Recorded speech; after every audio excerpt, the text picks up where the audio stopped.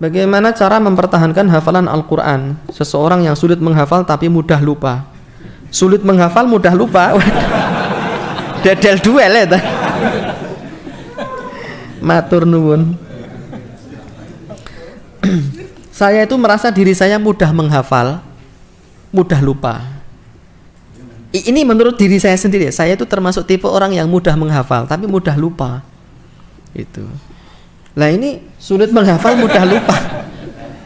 Ngapal angel, lupa lalu ini cepat gitu. Hafidtu syai'an wa dhahabat 'anil asya gitu. Saya menghafal satu ayat, lupanya 20 ayat. Itu dadal duel ini. Tapi meskipun saya bukan seorang suri tauladan yang baik dalam dunia hafal menghafal ya. Seenggaknya saya pernah berada di pondok tahfidz ya. Meskipun minggat waktu itu saya. Jadi kalau saudara-saudara kita sebelah itu suka membuat syair untuk mempertahankan anak-anaknya, ibu bapak kula matur kula kerasan wonten pondok, nek saya enggak. Ibu bapak kula matur kula minggat saking pondok gitu. Dan 2 kali saya minggat dari pondok. Ini masa lalu yang mungkin antum nggak tahu ya, dan jangan ditiru. Saya 2 kali minggat dari pondok, 1 di Cirebon, 2 di Kediri.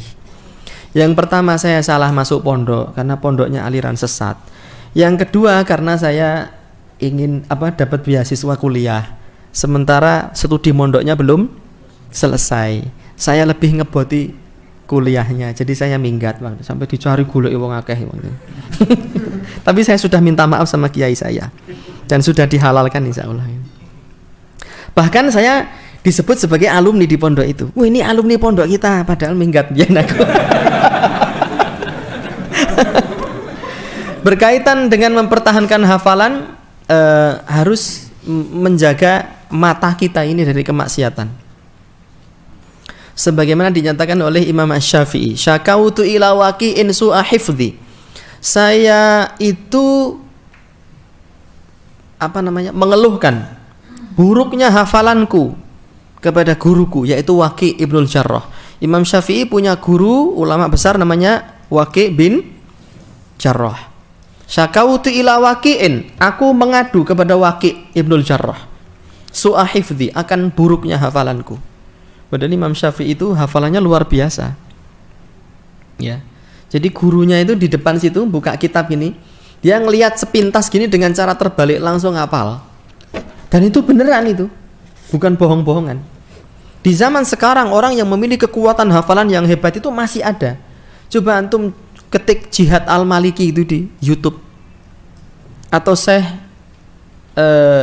siapa itu? Abdul Aziz bin Yahya Al-Yahya.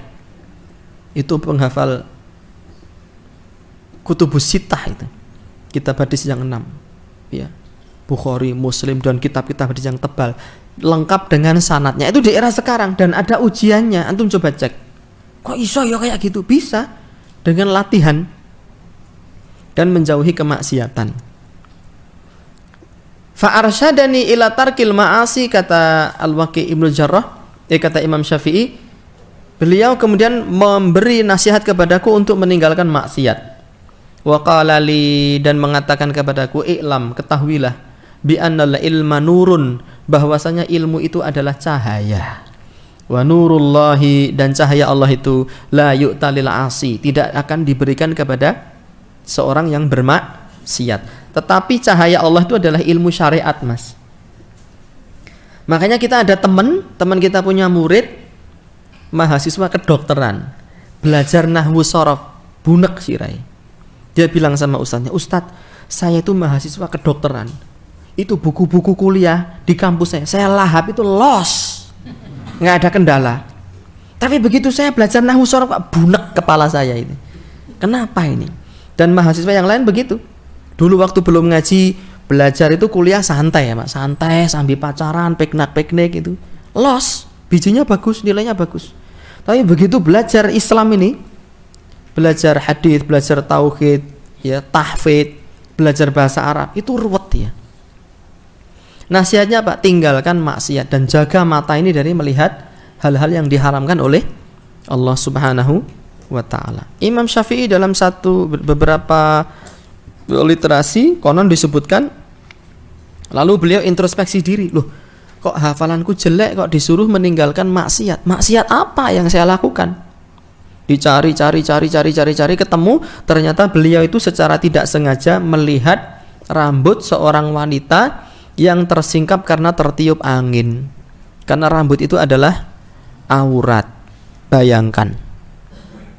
Ya, rambut yang tersingkap dan beliau melihat dengan tidak sengaja. Itu sudah mengurangi kadar kualitas hafalan beliau. Berapa rambut yang kita lihat hari ini?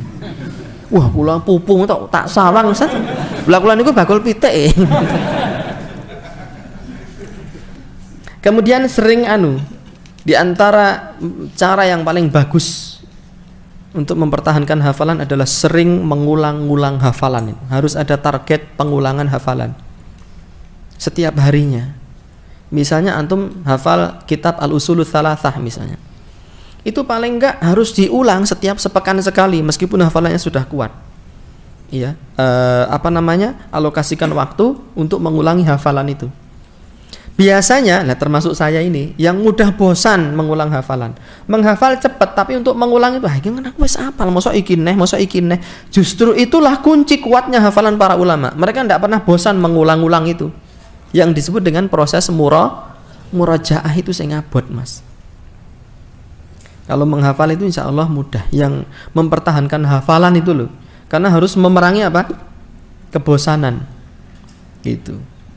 Kemudian saya sarankan untuk membaca kutaib kecil, judulnya Al-Hifdhu Ahamiyatuhu wa Tariqatu Tahsilihi.